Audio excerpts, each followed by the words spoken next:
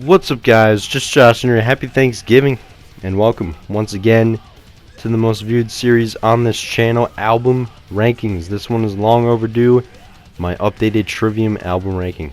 I posted my original album ranking for Trivium on April 21st of 2020, and since then you guys have crushed the support on it, and I just want to thank you guys so much. It's gotten 609 views. Nice. 23 likes, 3 dislikes, and around 40 comments with you guys telling me your ranking, what you thought of my ranking, all that good shit. That's what this series is all about, man. Bringing people together, seeing what everybody else thinks of Trivium's albums and what they think of my ranking. How could you put the Crusade at #1, dude? Anyways, we'll fix that in this ranking. But anyways, this ranking just comes down to how much I listen to an album and how much I think it stacks against their other albums. I love every album on this list. I think all Trivium albums are great and unique in their own ways. It just comes down to comparing nuggets of gold, basically. But without any further ado, let's get into my updated Trivium album ranking. And at number 9, we have Silence in the Snow, Trivium's 7th album, released in 2015. It's still my least favorite Trivium album, but I do like it. It's a great album to listen to when you just want to chill out and have a good time. You can throw it on when you're hanging out with your friends. They won't think you're some satanic fucking scumbag. But anyways, yeah, this is a great album to listen to if you just want to chill out and have a good time. There's no screaming on this album because singer Matt Heafy, that's how you pronounce it, by the way. It's Heafy, not Heafy. People get that wrong. So yeah, it's a good chill album. There's no screaming on it because Matt blew out his voice in the Vengeance Falls tour around 2014, so he couldn't scream anymore on this album. The closest you can get to screaming is that little gritty voice he does in the verses of Dead and Gone, but it sounds very strained and very painful, so yeah. But anyways, my favorite tracks on this album are Silence in the Snow, Blind Leading the Blind, Dead and Gone, Pull Me from the Void, Until the World Goes Cold, Rise Above the Tides, The Thing That's Killing Me, Breathe in the Flames, and the bonus track, Cease All Your Fire, is pretty good too. So yeah, a great album. I just don't think it stacks very well against Trivium's other albums, but it is great in its own way. And at number 8, we have Vengeance Falls, still my second least favorite Trivium album. It is their 6th album, released in 2013. This album has actually grown on me quite a bit, but I still don't think it stacks very well against Trivium's other albums. And this is kind of a weird album. It feels like Trivium, but it doesn't in some ways. They had David Draiman from Disturbed to produce this album, and maybe he had just a bit too much influence. This is definitely a very melodic album, not too much screaming. But again, another cool album to listen to when you just want to chill out. It's not very heavy. I mean, there are heavy moments, of course, but it's not as heavy as their other albums. But anyways, my favorite tracks are Brave This Storm, the title track, Strife, No Way to Heal, At the End of This War, Through Blood, Dirt, and Bone, Wake, The End Is Nigh, and the bonus track, As I Am Exploding, is amazing too. So I just want to preface this spot by saying this is by far the hardest ranking I've ever done, because I really do love all of these albums, but What the Dead Men Say fell down a few pegs for me. It was 5 in the original ranking, and now it's 7. Their most recent album released in April of 2020. What the Dead Men Say. I still like this album, I just don't really listen to it that much, and I don't really think it stacks well against like the Shoguns or even In Waves or Ascendancy. But it is still a really good album. My favorite tracks are What the Dead Men Say, Catastrophist, Monk Shadows and the Stones, Bleed Into Me, The Defiant, Sickness Unto You, and Bending the Arc to Fear. Again, not a bad album at all. I still really like it. It's just kind of, it hasn't really grown on me. And at number 6, we got The Crusade, Trivium's 3rd album, released in 2006. This was number 1 in my original ranking. I was on that Crusade Kool-Aid, man. But I came to my senses and I dropped this down quite a few spots because it's just not their best album. It's just not. This was the album that got me into them, and I was addicted to this album when I made the ranking, so that's probably why it was number 1. But yeah, it's definitely not my number 1 now. Yeah, I did shock some people with that.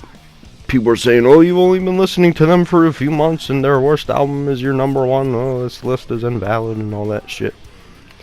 So yeah, this dropped to number 6. I still love this album. This album is the reason I listened to Trivium. This album got me into Trivium, but I just don't think it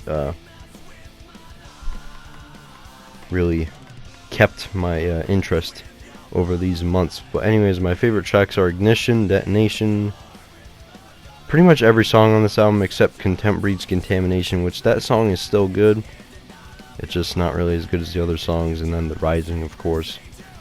The band doesn't really like The Rising. I mean, I like The Rising, but it's not really one of my favorites. And then the title track is amazing, obviously.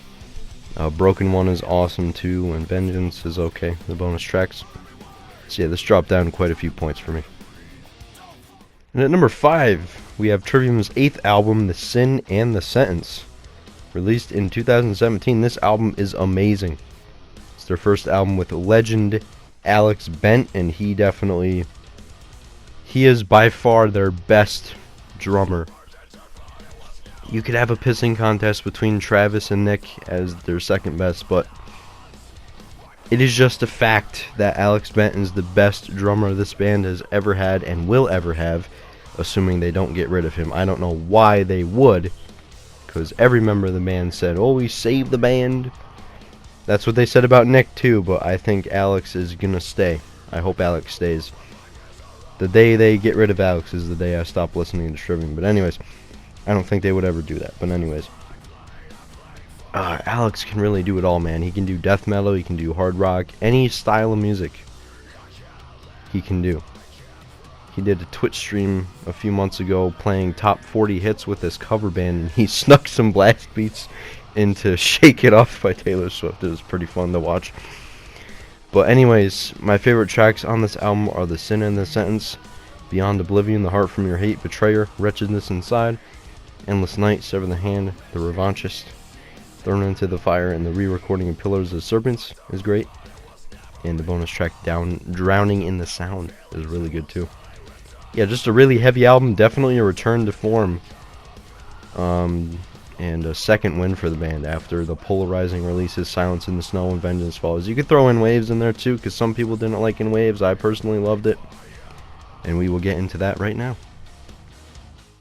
And at number 4, we have In White. Sorry. Trivium's, what, 5th album? Yeah, 5th album, released in 2011.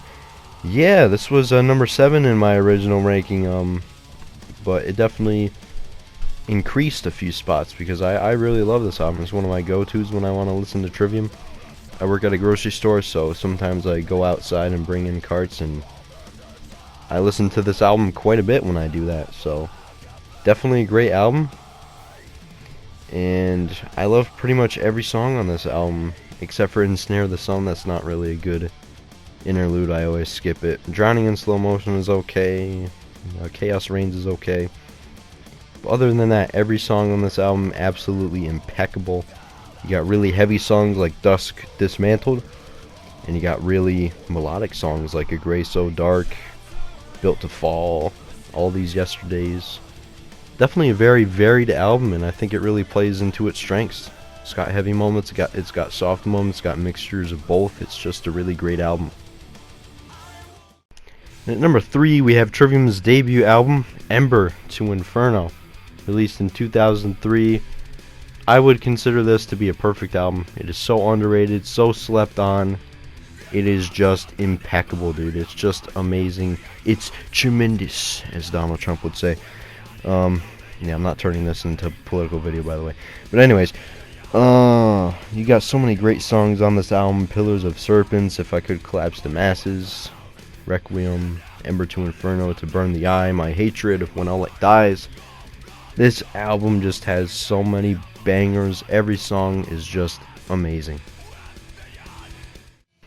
And at number 2, we have Shogun, Trivium's 4th album, released in 2008. This album is an absolute masterpiece on pretty much every level. I would consider my top 3 albums to be perfect. It's just a matter of which album is more perfect than the other, you know? So definitely the toughest ranking I've ever had to do, but I do enjoy these videos, making these videos for you guys. I do appreciate you guys watching. But anyways, this album is filled to the brim with classics like Cure State Gomen, Torn Between, I still don't know how to fucking pronounce that, to be honest with you. What, Scylla and Charybdis or some shit? I don't know. Down from the Sky, Into the Mouth of Hell We March, Throes of Perdition, Insurrection, The Calamity, He Who Spawned the Furies of Prometheus and the Crucifix, Big Nut, also known as Like Callisto to a Star in Heaven, and the title track Shogun. Now, don't let anybody tell you otherwise. Shogun is the best song this band has ever done. 12 minutes of masterful musicianship. Absolute masterpiece. Best song Trivium has ever done. And you can't change my mind. And the bonus tracks, Poison, the Knife, or the Noose, and Upon the Shores are great too. I really love the death metal gutturals that Matt does in Upon the Shores. I thought it was Jason Sukoff doing those at first, but it's actually Matt, which is pretty insane. But anyways, this album combines everything that they did up to that point. They have the metalcore influences from Ascendancy combined with the thrash metal influence of the Crusade, and I think it really blends well together. And you got a masterpiece of an album right here. And at number 1, this should come as no surprise to most Trivium fans, we have Ascendancy. Not the Crusade, Ascendancy. I don't know what the fuck I was thinking with that. Anyways, yeah, man, this album is amazing on every level. Definitely a perfect album, one of the best metalcore albums of all time. It's more thrash influenced, but it does have the metalcore elements, like the breakdowns and the melodic riffs and the singing and screaming mix and all that, which I definitely love this style, melodic metal. I think it's awesome. And yeah, this is just a perfect album. You got bangers on here like Rain, Pull Harder on the Strings of Your Martyr, Drowned and Torn Asunder, Ascendancy, Gunshot to the Head of Trepidation, like Light to the Flies, man. Great song. Dying in Your Arms, The Deceived, Suffocating Sight, Departure, Declaration, and the bonus tracks, Blinding Tears Will Break the Skies and Washing Away Me and the Tides are great as well. Not a bad song on this album. Every song is just perfect. There's not 1 second of this album that is bad. And yeah, one of the best metalcore albums of all time. The only thing that I could possibly think of that would be better than this is Killswitch Engage, The Labyrinth's Breathing. And then underneath Ascendancy, you could have albums like Fall of Ideals, All That Remains, Waking the Fallen, Avenged Sevenfold, fucking Shadows Fall, The Art of Balance, Nocturne by Human Abstract, I don't know. Anyways, I'm rambling. But yes, just an amazing album. Perfect album, and in my opinion, Trivium's best album. And now it falls to you guys. Let me know what your ranking is of Trivium's albums down in the comment section below. And if you watched the original video, let me know if your ranking changed. Anyways, guys, thanks for watching. Have a great Thanksgiving, and peace out.